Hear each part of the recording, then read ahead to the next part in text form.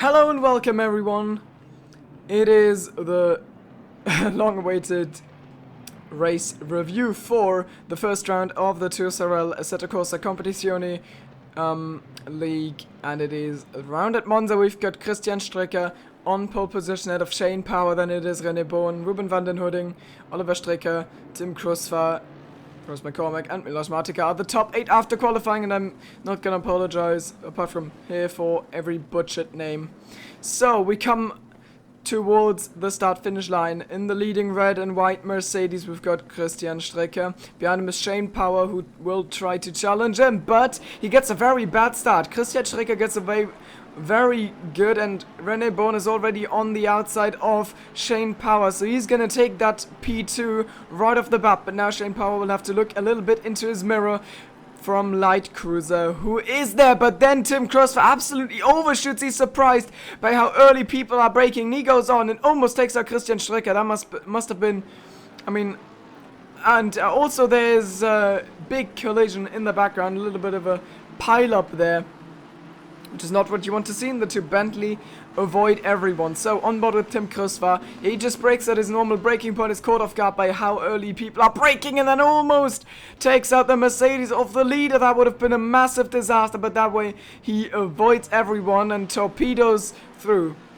Camera focus on Panos Vagianis, who is contender, and he gets a little bit of a tap from Alexis, and now it's getting very... There's a Ferrari almost stationary, that is Mario Saltoros, and he goes almost stationary, gets spun around by the Aston Martin. Speaking of Aston Martin, into Ascari, lap 1, Tim Novak on his teammate Push, and he gets a little bit sideways. Cotti is trying to go past behind them, and now hopping over the curb is Novak, and he gets collected by Jake Mills, and then Daniel Caulfield plays a little bit of ping pong and crashes him into Hugo Cotti. So the championship winner of Assetto Corsa Season 2 is already limping to the garage and decides better of it and ends his race right there. Disappointing qualifying, more disappointing race. Shane Powers lost 2 positions off the start, will now try to get back ahead of Ruben van den Hudding, and he takes that position. Very nice move from the McLaren, but what is not a nice move is what Cursed aka Milos Martika just tried there on Forrest McCormack. So we've got Christian Strecker in the lead ahead of René Bohn, but René Bohn, who is very competitive in that Porsche, shows it and shows his pace as he goes down the inside into Parabolica, and we're gonna see an overtake for the lead here. So very nice move from him, and the question is, can Strecker counter that? And we're gonna find out when we come into the first chicane of this track, Monza in Italy. So he goes alongside. The question is, who's gonna win the duel in the braking zone? 150 is where you can brake at the latest, and René Bohn is better on the brakes. He keeps his line, and Christian Strecker leaves the required respect in the background. Shane Power and Ruben van den Hudding still fighting. They're not done with this, and we see the midfield going through. So now Light Cruiser ahead of Shane Power once again. Panos Vagianis ahead of Bas Kessel, and we go on board with Daniel Caulfield, who's had a collision earlier, but now he goes into the back of Davy Breman and spins said driver around the Lexus, and now he has to wait. Shane Power once again on Ruben van den Hudding. We've seen that one before, but he hops over the curb and can't make the second corner in Variante de Roggia. That was an absolute mispronunciation, but I don't care. Also myself, I lose 2 positions here because I accidentally cut the corner, and then I have to lift off and let Krusva and Push by. So I drop down to P11, which I'm not happy about. Also not happy is Milos Martika, who gets a Ferrari stuck into his engine cover and sends him sideways. That's the lack of flaccid pixel, or dead pixel rather. And I try and pass Push here into turn 1 as we both go past Milos Martika, my teammate for Blitzsieg Motorsport. So, on the outside into turn 1. Can I make the move stick? And there's a little bit of lag ahead. Anyways, so Push gets onto the curb, I get onto the curb, and now I just got thrown over his engine cover, and around I go. At that point, I was already very frustrated, but who's also frustrated is Forrest McCormack as he lags into the engine cover of Bailey Thompson and goes around. Bailey's teammate, meanwhile, will make the acquaintance of that Pixel as well as he almost spins in the first Lesmo, but then he gets literally run over by a lagging Ferrari and gets sent off into the dirt. That is P15 gone for him. And now Oliver Stricker, he is a little bit up the order, P5, but he loses out to Bailey Thompson as he gets it very wrong in Ascari and drops down a position.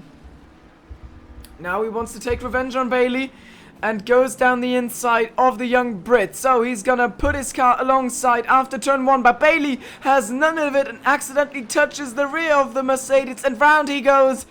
And now he has to relocate his car by going a little bit off track. And the car he ends up with is myself, and that's gonna prove to be unlucky later on in this race. So, Jack Mills leads Bas Kessel in the midfield fight. I am behind Oliver Stricker. And then in the background, we're gonna see Sully Shah, who goes off track in the Audi, and there's gonna be a replay of that. He just gets lagged off by McCormack again. So, the Audi driver... Sohail actually, not Sully. He is off and he has to rejoin the track. So I am behind Stricker and Kestel, and now Stricker tries to go past the Bentley, and I don't respect that there's cars ahead of me, and I give myself the permission to call myself a classified retard after that. And I punt into the back of the Mercedes. Both our cars would be damaged after that, but René Bon is meanwhile leading 8 seconds up the order in lap 8, and he goes through Ascari and the unthinkable happens. Something you never want to see. He yeets over that sausage curb and goes around. And that means that he's gonna not only lose the lead to Christian Stricker, but also P2 to Ruben van den Hooding and P3 to Shane Power. So if he wants to the podium, he has to work for it. From the lead down into P4. And Kirst tries it on Tim Krusva. He goes down the inside, or he looks down the inside, but Krusva, as a result of that, misses his braking point and goes off track. So that's a position easily done for Milos Matika up into P6. René Bon now on Shane Power. He wants back into the podium positions. Power goes deep into turn 1 and now is going to get a compromised run. The Porsche looks hungry in his rearview mirror, and he looks hungry enough to make the move, go alongside, and go up into P3, which is the podium positions. He just has to go down on the 4 seconds break, gap to Stricker and Van den Hooding, and now Stricker gets it absolutely wrong. His car spins, nice 360, but it still costs some time, and I think we're gonna see the Porsche of René Bon and the McLaren of Shane Power going through into P2 and 3 respectively after Light Cruiser takes the lead of that race. So off track is Power, and now Christian Stricker will retake that position, so it's P4 for him. We see Bailey Thompson in the background, and I wonder if Thompson is gonna do something into turn 1. And he is. So down the inside goes Thompson. He tries something interesting, and Stricker goes off track. A little bit of contact between Power and Thompson. So Milos Matika takes Thompson, but he can't go any further. Stricker with a horrible run after being on the grass and on the gravel actually. So Shane Power will try and challenge him into the Variante Rodia. Matika behind them, lurking the Polish driver in the Aston Martin. So Shane Power on the inside. Stricker has to go very tight, but it's not enough. Power doesn't leave him any space, and also round goes Kirst. His car got absolutely demolished in that incident. Here replay. Shane Power just turns in, spins the Mercedes, and Bailey Thompson keeps his foot to the floor and kills the Aston Martin of Matika. In the background we see myself being very generous with track limits, and that throws myself off the back of Oliver Stricker for the rest of that race after our contact. But now Kirst is going to lose out to Mr. Dat Pixel because his car is demolished, and he's going to drop down the order. P10 for now. The Ferrari up ahead.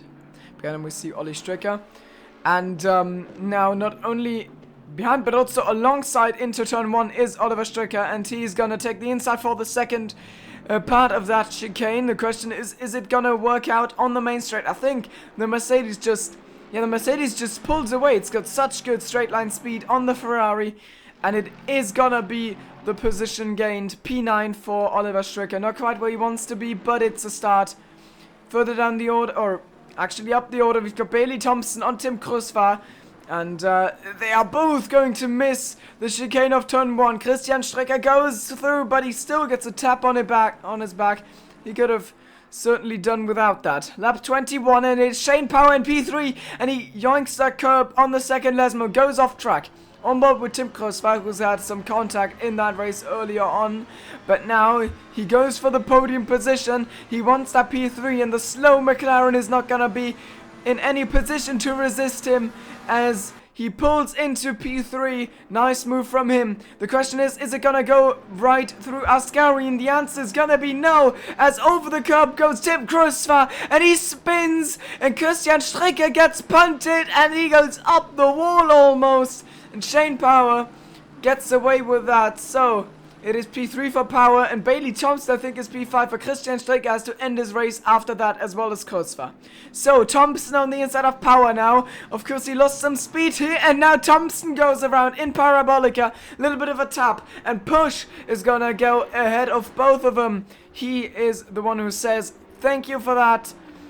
And gonna go up into P3. Nice job from him in the background. We see Strecker pit, and Bas Kessel has kept his nose clean all race, and I think he's now in P4 actually. I myself am on the back of Mr. Pixel now, or aka Forrest McCormack, who accidentally downshifts into second gear. Is very slow because of that. I go off track and I take P10 off of him, which is also not where I wanted to be. In the background we see my teammate, so Bas Kessel, who is...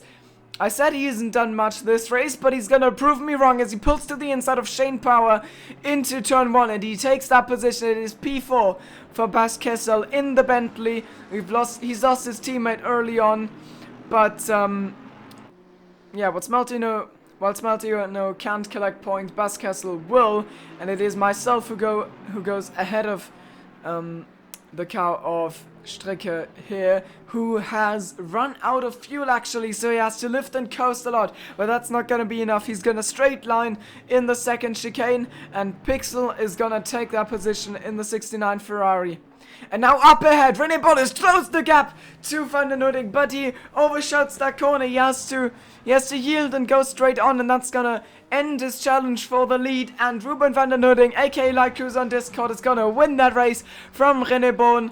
And yeah, René Bolles, of course, being that Bans in the Porsche. So congratulations to Light Cruiser for that victory, very well deserved. And it is Bans.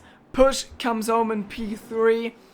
Ahead of Bas Kessel in the Bentley, then Shane Power, Bailey Thompson, myself, Mr. McCormick. So, that concludes that race, and I want to thank all of you for watching, and I want to thank none of you for continuing to bother me for making this race. Anyways, I hope I don't have to do this again for next one. I hope we get a broadcast. It doesn't matter. Thanks for watching. Goodbye, everyone.